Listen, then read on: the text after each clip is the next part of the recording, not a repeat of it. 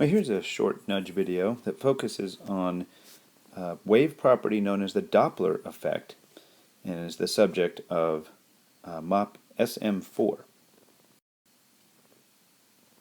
The two diagrams that you see on the screen here kind of demonstrate what happens with the Doppler effect.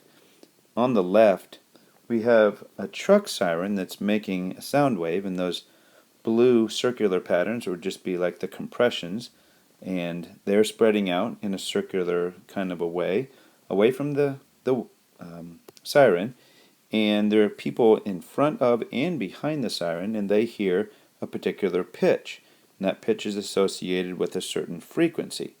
And so this person would hear a certain frequency, the person back here would hear the same frequency.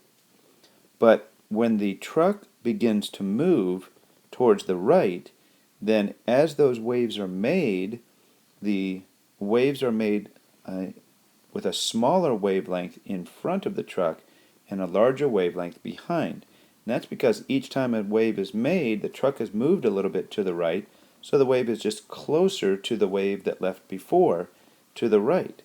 So what is the effect? And this is all about what a person would hear. In the case of light waves, it's about what a person would see, but our particular concern in this chapter is about sound waves. Well, because these wavelengths seem to be smaller to the person in front of the truck, then they will also hear a higher frequency. And the waves behind it, because they're a larger wavelength, the person behind the truck will hear a low pitch or a low frequency.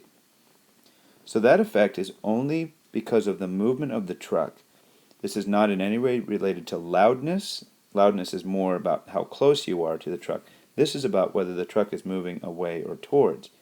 There's a similar effect that's not diagrammed here, and that is if the truck is stationary and the people are moving.